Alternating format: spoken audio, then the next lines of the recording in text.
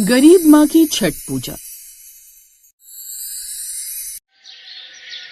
उफ, छठ पूजा की सफाई ने तो हम सबको नानी याद दिला दी। वैसे श्वेता, तुमने छठ पूजा के लिए सामान खरीदा या नहीं? अब भी कहाँ जेठानी जी, आज ही तो छठ पूजा की सफाई खत्म हुई है। अच्छा, वैसे मैं सोच रही हूँ वो जो हमारे गांव के पास बाजार लगता है ना, वहीं से जाकर एक बार में छठ पूजा का सारा सामान ले लें। मैं भी यही सोच रही थी। चलो कल हम सब साथ में छठ पूजा का सामान लेने चलेंगे। दिवाली का त्योहार खत्म हो चुका था और अब बारी थी छठ पूजा के त्योहार की। छठ पूजा में बस एक हफ्ता बाकी था, जिसके चलते गांव के सभी घरों में छठ पूजा की साफ सफाई सजावट का काम चल रहा था। अगले दिन बाजार में चूड़ी ले लो, चूड़ी, लाख की चूड़ी। तभी अंजलि और श्वेता दोनों जेठानी देवरानी लाख की चूड़ी सुनकर उस चूड़ी वाले के पास रुक जाती हैं। मुझे तो ये हरी वाली लाख की चूड़ी बड़ी पसंद आ रही है और मुझे तो ये लाल वाली चूड़ियाँ बहुत पसंद आ रही है। ये तो मेरी साड़ी से मैच भी हो रही है। गांव की काफी सारी औरतें लाख की चूड़ियाँ खरीद रही होती हैं कि तभी उसी गांव में रहने वाली गरीब सीमा भी आती है। अरे सीमा, तुम भी आ गई? ये देखो, इस चूड़ी वाले के पास कितने सुंदर सुंदर लाख की चूड़ियाँ हैं। हम सब ने तो छठ पर पहनने के लिए अपनी मनपसंद लाख की चूड़ियाँ खरीद ली हैं। तुम भी ले लो। अरे नहीं, वो इस बार मैं दिवाली पर ही छठ के लिए लाख की चूड़ियाँ लेकर आ गई थी। अच्छा, अब मैं चलती हूँ, मुझे राशन लेने के लिए जाना है। अपनी माँ की बात सुनकर गरीब सीमा की 7 साल की बेटी नेहा बोलती है, माँ तुमने उनसे झूठ क्यों कहा? तुमने तो कोई भी चूड़ियाँ नहीं ली थी दिवाली पर। तू अभी बच्ची है, तू नहीं समझेगी। इतना कहकर सीमा नेहा के साथ राशन की दुकान पर जाती है। काका, 1 किलो आटा और 1 किलो चावल दे दीजिए। क्यों रे, तेरे बाप की दुकान है क्या? पहले तो तुम मेरे 3 महीने के राशन के पैसे दो, पूरे 2000 हो गए हैं। काका, आप तो जानते हैं कि मेरे पति की नौकरी गए हुए कितने महीने हो चुके हैं। घर का खर्चा कैसे चल रहा है ये तो मैं ही जानती हूँ। ये नौकरी की तलाश में, जैसे इनको नौकरी मिल जाएगी हम आपके सारे पैसे चुका देंगे। हाँ, तो जब पैसे चुकाओगी तभी राशन लेकर जाना। ये राशन की दुकान पैसे से चलती है। अगर तुम जैसे लोगों को यूं ही मुफ्त में राशन देने लग गया तो एक दिन तो मुझे कटोरा लेकर मंदिर के बाहर बैठना पड़ेगा। चल जा अब यहाँ से। नहीं काका, ऐसा मत कीजिए, थोड़ा राशन दे दो ना। सीमा उस राशन वाले से काफी विनती करती है, लेकिन राशन वाला उसे वहाँ से बेइज्जत करके भगा देता है, जिसके चलते सीमा आंखों में आंसू लिए घर आती है। हे भगवान, कब तक हमारी जिंदगी यूं ही रूखी सूखी खाकर गुजरेगी? अब तो अपना चमत्कार दिखाओ। सीमा के पति अर्जुन की 3 महीने पहले नौकरी चली गई थी। 3 महीने से वो कई जगह पर नौकरी ढूंढता है, लेकिन कहीं पर भी उसे नौकरी नहीं मिलती। ऐसे ही समय गुजरता रहता है और अब छठ पूजा के दिन करीब आ रहे होते हैं। माँ, हम भी छठ मनाएंगे ना? आपको पता है मुझे तो ठेकुए खाना बड़ा पसंद है और इसी बहाने हमारे घर में फल भी आ जाते हैं। इस बार भी आएंगे ना माँ? अपनी बेटी की बात सुनकर उसकी आंखों में आंसू आ जाते हैं। फिर अगले दिन मेरे पति ने मुझे इस बार छठ के लिए कितनी सुंदर साड़ी दिलाई है, पता है पूरे 3000 की है। ये तो कुछ भी नहीं है, मैं तो इस बार छठ पर पहनने के लिए पूरी 5000 की साड़ी लेकर आई हूँ। तभी उनकी पड़ोसन निधि, जो कि उनके साथ ही खड़ी थी, वो मन ही मन सोचती है,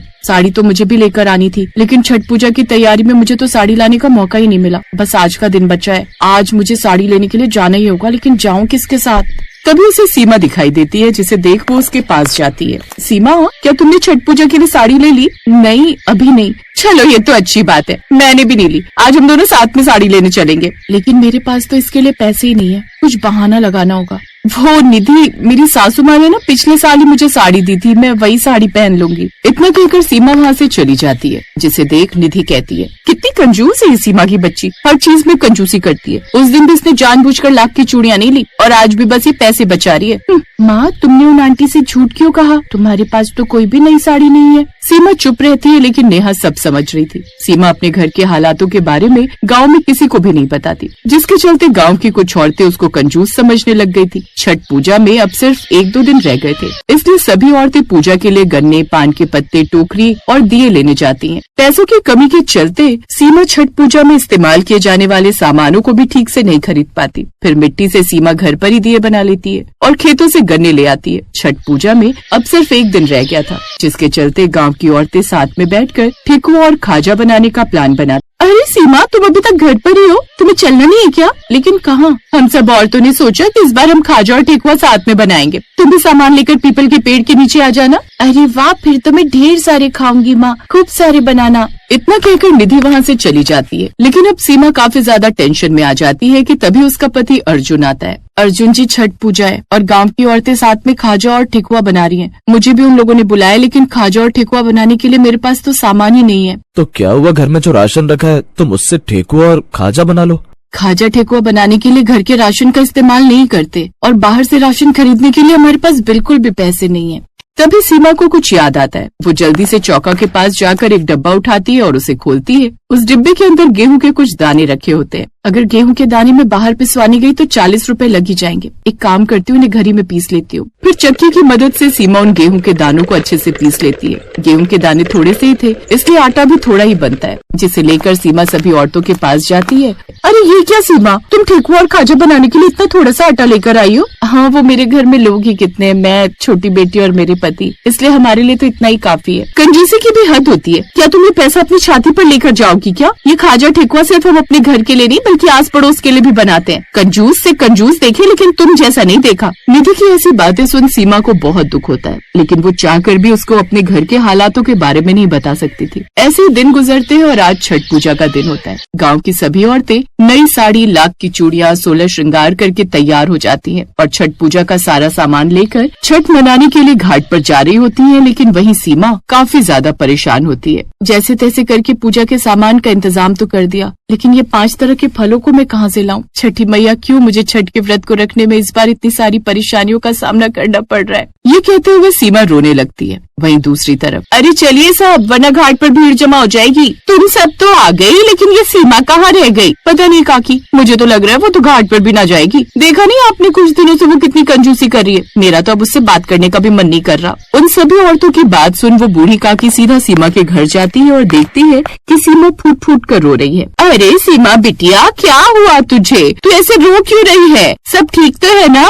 फिर नेहा उसे सारी बात बताती है, जिसे सुन अम्मा को भी काफी बुरा लगता है और वो बाहर आकर सभी औरतों को सीमा के घर के हालातों के बारे में बताती है। हे भगवान, ये हमसे क्या हो गया? वो बेचारी इतने महीनों से परेशान थी और हम उसे कंजूस कंजूस कहकर ताना देते थे। हाँ, हमें उसकी मदद करनी चाहिए, वरना छठी मैया हमसे नाराज होंगी। अब सभी औरतें अपने अपने घर जाती हैं। इसके बाद सभी औरतें छठ पूजा के लिए सारा सामान इकट्ठा कर सीमा के घर पहुँचती हैं। आप लोग यहाँ देख सीमा, हम सभी आपस में लड़ती झगड़ती हैं। आए दिन हमारे बीच में कोई न कोई नोकझोंक होती है, लेकिन इसका मतलब ये नहीं कि हम लोगों में से कोई भी मुसीबत में साथ ही छोड़ दे। अगर तुम हमें ये सब पहले ही बता देती तो अभी हम सब इस वक्त घाट पर पूजा कर रहे होते। और नहीं तो क्या, ये देखो, तुम्हें जिन जिन सामानों की जरूरत थी वो सब तो हम लेकर आए। चलो अब जल्दी से लाख की चूड़ी और नई साड़ी पहनकर तैयार हो जाओ, फिर हम सबको घाट पर भी तो जाना है। अपने पड़ोसियों की बात सुन सीमा की आंखों में खुशी के आंसू आ जाते हैं। जिसके बाद अब सीमा तैयार होती है और सभी के साथ घाट पर छठ पूजा के लिए जाती है। छठ पूजा में सीमा अपने आस पड़ोस की औरतों की मदद के चलते हंसी खुशी हर साल की तरह छठ पूजा मना पाती है और सुबह की पूजा और शाम की पूजा अपने गांव की औरतों के साथ श्रद्धा पूर्वक करती है।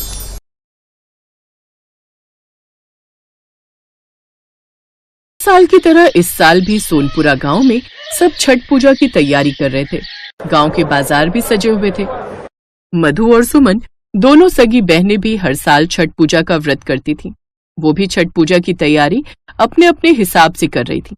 बड़ी बहन मधु बहुत पैसे वाले अमीर खानदान की बहू थी, जबकि छोटी बहन सुमन का पति एक साधारण मजदूर था। सुमन को पता था कि उसका पति उमेश ज्यादा पैसे नहीं कमा पाता। इस वजह से सुमन कोई ना कोई काम करके घर खर्चे में मदद करती रहती थी।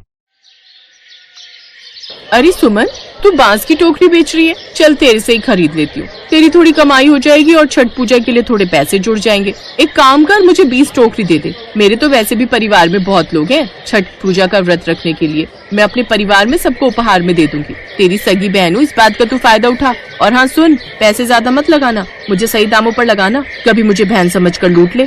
नहीं नहीं दीदी, मैं तुमसे ज्यादा क्यों लूंगी? मैं सबको एक ही दाम पर दे रही हूँ, न कम न ज्यादा। हाँ ठीक है, मेरे नौकर को पकड़ा दे। रामू, ये सारी टोकरियां मेरी कार में रख दो और बाकी का सारा सामान भी हवेली लेकर चले जाओ। मैं थोड़ी देर में घर आती हूँ। अब तक तो सासू माँ भी आ गई होंगी, बोलेंगी मैं कहाँ रह गई। ये ले सुमन, टोकरियों के पैसे गिन ले, मैंने पूरे दिए। मधु सुमन को टोकरियों के पैसे देकर वहाँ से चली जाती है। बहुत बढ़िया मजबूत टोकरी है सुमन, तुम्हारी ऐसी टोकरी पूरे गाँव में नहीं मिल रही। लगता है तुम खास जगह से खरीद कर लाई हो। हाँ दीदी, शहर की बढ़िया दुकान से खरीद कर लाई हूँ। सोचा हमारे गांव में भी सब बहुत प्रेम भाव से छठ पूजा का व्रत रखते हैं, तो सामग्री भी बढ़िया होनी चाहिए। और बांस की टोकरी तो छठ पूजा के लिए सबसे विशेष है, तो वो तो मैंने मजबूत और बढ़िया ही लानी थी।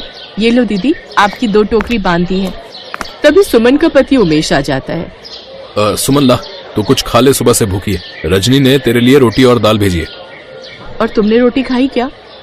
हाँ मैंने खा ली। रजनी ने खासकर बोला है कि भाभी को भूखा मत रखना। मैं जानती हूँ मेरी ननद रजनी मुझे बहुत प्यार करती है। मैं तो छठ मैया से यही प्रार्थना करती हूँ कि अगली छठ पूजा तक रजनी का भी ब्याह हो जाए। सुमन खाना खाने बैठी ही थी कि तभी उसकी बड़ी बहन मधु गुस्से में उसके पास आती है। ये ले पकड़ अपनी सारी टोकरियाँ, एक भी टोकरी मजबूत नहीं है, सारी टोकरियाँ टूटी हुई हैं। तूने ये जानबूझकर किया ना ताकि मेरा छठ पूजा का व्रत खंडित हो जाए। तूने मुझे टूटी हुई टोकरियाँ दी हैं, मेरे सारे पैसे वापस कर।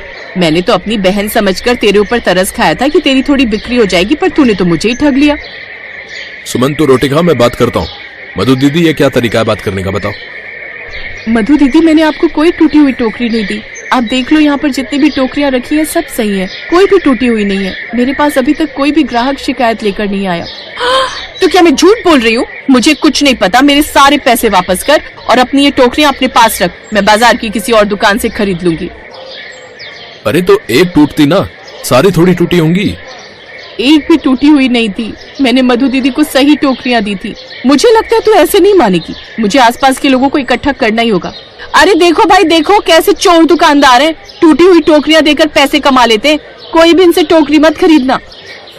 मधु दीदी आप इतना शोर क्यों मचा रही हो? ये आपके पैसे और आप ये टोकरियां यहीं छोड़ जाओ, और भगवान के लिए इतना शोर यहाँ मचाकर मेरी दुकानदारी खराब मत करो। इस दुकान के सामान पर मेरा बहुत पैसा लगा हुआ है। आपकी इन सब हरकतों से मेरे सारे ग्राहक टूट जाएंगे। हाँ ठीक है, मैं भी नहीं चाहती कि मेरी छोटी बहन की दुकानदारी खराब हो। मधु ने बहुत बदतमीजी दिखाई और अपने पैसे लेकर वहाँ से चली गई। सुमन की 20 टोकरियां टूट गई, इस वजह से उसको बहुत नुकसान हुआ, पर वो अभी तक समझ नहीं पा रही थी कि सारी टोकरियां टूट कैसे सकती हैं। उस दिन सुमन का मन बहुत खराब होता है। छठ पूजा का दिन आता है। सुमन ने टोकरियां बेचकर जो पैसे कमाए थे उनसे वो छठ पूजा का सामान खरीद लेती है। सुमन ने सच्चे भाव से छठी मैया को याद करके अपनी छठ पूजा के व्रत को प्रारंभ किया। ऐसे ही अगली शाम जब सुमन सूर्य देव को नदी किनारे अर्घ्य देने पहुंची तो उसके मायके की तरफ से माँ भी वहाँ आई हुई थी।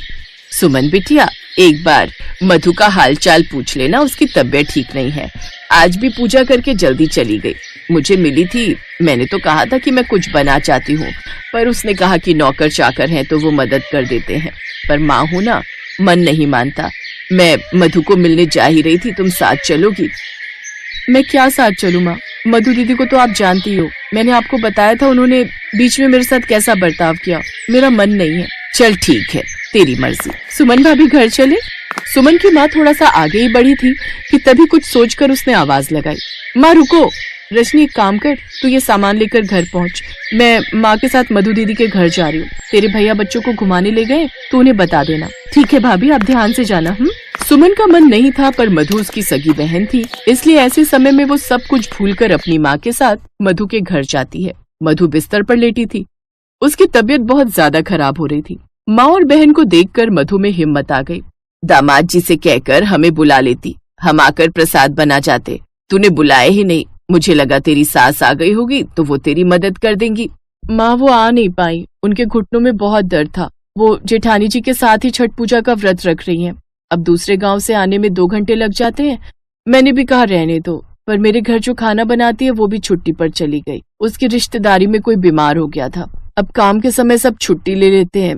मुझे लगा मैं कर लूंगी, पर शाम से ही बहुत सिर में दर्द है, चक्कर आ रहे हैं। कल के लिए प्रसाद भी नहीं बनाया। मधु दीदी मैं प्रसाद बना देती हूँ, तुम आराम करो। बस कल सुबह छठी मैया के आशीर्वाद से हमारा व्रत संपूर्ण हो जाएगा। एक काम करो, मैं छठी मैया के थोड़े भजन लगा देती हूँ, तुम वो सुनो, तुम्हें अच्छा लगेगा। लाओ अपना मोबाइल फोन दो। तुझे मोबाइल चलाना आता है? हाँ दीदी, रेखा के पापा ने नया मोबाइल फोन लिया है, उसमें मैं भजन सुनती हूँ। सुमन मधु को छठ पूजा के भजन लगा देती है और माँ के साथ मिलकर वो छठ पूजा का प्रसाद बनाती है। अपनी बहन के इतने अच्छे व्यवहार को देखकर मधु की आंखों में आंसू आ जाते हैं। वो मन ही मन छठी मैया से क्षमा मांगती है, क्योंकि मधु जानती थी कि सारी टोकरियां उसकी खुद की गलती से ही टूटी थी। मेरी बहन कितनी अच्छी है, आज मुसीबत के समय मेरे अपने ही काम आ रहे हैं। नहीं, मैं इतनी घमंडी कैसे हो गई। हे छठी मैया, मुझे क्षमा कर देना, मैंने अपनी सगी बहन के साथ गलत किया, मुझे क्षमा कर दो मैया। अगले दिन मधु अपनी माँ और बहन सुमन के साथ मिलकर छठ पूजा के लिए नदी पर जाती है। छठी मैया की कृपा से मधु के मन से सारी नफरत दूर हो जाती है और दोनों बहनों के बीच अमीरी और गरीबी का फर्क सदा के लिए मिट जाता है। Thanks for watching.